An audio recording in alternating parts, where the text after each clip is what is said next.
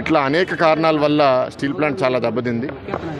బహుశా ఇవాళ ఉన్న మేనేజ్మెంట్ వాటిని కరెక్ట్ చేసే ప్రయత్నంలో కొన్ని కఠిన నిర్ణయాలు తీసుకున్నప్పుడు నిజంగా అర్హులైన ఆర్ కార్డ్ హోల్డర్స్ కూడా వెళ్ళిపోవడం అనేది అది దురదృష్టం. ఎందుకంటే మేము కూడా అనేక సార్లు వాళ్ళకి చాలా క్లియర్గా చెప్పడం జరిగింది. ఆర్ కార్డ్ హోల్డర్స్ మీద ప్రభుత్వం చాలా కమిటెడ్గా ఉంది.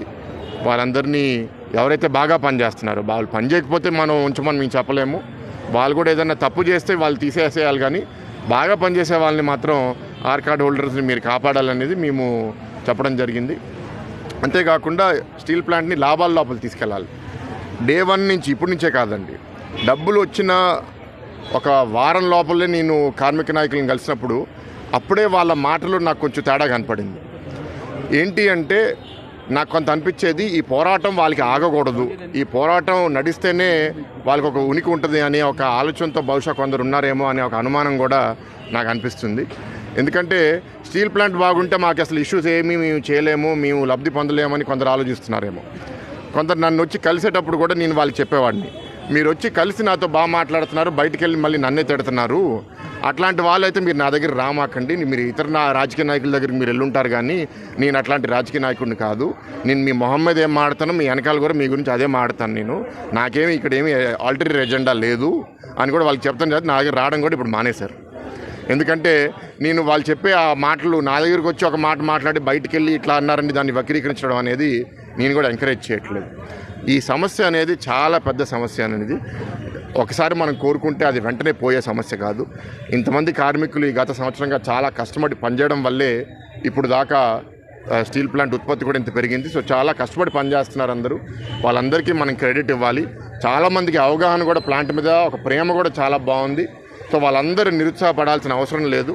ఇవాళ రాష్ట్ర ప్రభుత్వం కేంద్ర ప్రభుత్వం అదే నిబద్ధతతో పనిచేస్తుంది. ఇబ్బందులు ఉన్నాయి, లేవని నేను చెప్పలేను, కానీ ఇబ్బందుల్ని ఎదుర్కోవడానికి ఓపిక ఉండాలి, మనం ఇంకా కష్టపడాలి. దానికి మీరు ఎవరు చేయమాకండి. ఈ తప్పుడు ఎజెండా ఏదైతే కొందరు కార్మిక నాయకులు ప్రతిపక్ష నేతలు ప్రయత్నిస్తున్నారో దానికి మీరు లొంగమాకండి. ఎందుకంటే ప్రతిపక్ష పార్టీలు ఏదైతే ఉన్నాయో గతంలో వైఎస్ఆర్సీపీ ప్రభుత్వంలో ఉంది. వాళ్ళు 5 సంవత్సరాలు వాళ్ళు పవర్లో ఉన్నప్పుడు వాళ్ళు ఏం చేశారు, ఎట్లా మాట్లాడారు, అసలు ఒక్క అటెంప్ట్ అయినా చేశారా? 25 ఎంపీలు ఇస్తే మెడల్ దింపుతా అన్నారు. ఒక 500 కోట్లు తీసుకొచ్చారా స్టీల్ ప్లాంట్ కోసం? అక్కడ భూమి అమ్మేద్దాం అన్నారు, పట్టు విడుపులు ఉండాలన్నారు. అప్పుడు మాట్లాడే వాళ్ళు ఇప్పుడు మాట్లాడుతున్నారంటే ఇంకా నవ్వాలా ఏడవాలా నాకు అర్థం అవ్వట్లేదు. సరే, వాళ్ళ గురించి పక్కన పెడితే ఇవాళ జీతాల గురించి సమస్యలు ఉన్నాయి, లాభాల గురించి సమస్యలు ఉన్నాయి, కాంట్రాక్ట్ వర్కర్స్ గురించి సమస్యలు ఉన్నాయి. ప్రతి ఒక్కటి మేము సాల్వ్ చేయడానికి ప్రధానంగా నేను కోరేది, కేంద్ర మంత్రిని కూడా కోరేది ఏంటంటే పర్మనెంట్ సిఎండి డైరెక్టర్స్ వస్తే ఒక కాంటిన్యూటీ ఉంటుంది. ఇప్పుడున్న ఇన్ఛార్జ్ సిఎండి ఏంటి అంటే ఆయన ఎప్పుడు రిటైర్ అవుతారు, ఎంతసేపు ఇక్కడ విశాఖపట్నంలో ఉంటారు అనేది రోజుకి రోజు మేము మానిటర్ చేయడం కూడా మాకు ఇబ్బంది ఉంది. కాబట్టి ఈయన చేసే నిర్ణయాలు కూడా మేము కొత్త సిఎండి వచ్చిన తర్వాత మంత్లీ రివ్యూ కూడా పెట్టుకోవాలనే ఒక ఆలోచనలో ఉన్నాము. వాళ్ళు క్లియర్ అయ్యారు. పర్మనెంట్ అపాయింట్మెంటు గత 6 నెలలుగా ఎప్పుడు అవుతుందా అని ఎదురు చూస్తున్నాం మేము. ఇప్పుడు ఇంకా నాకు ఎగ్జాక్ట్ డేట్ ఇవ్వలేదు, కానీ ఒక 3 స్టేజ్లు దాటి ఫైనల్ స్టేజ్లో ఉందని మొన్న నెల క్రితం కేంద్ర మంత్రి గారిని కలిసినప్పుడు చెప్పడం జరిగింది.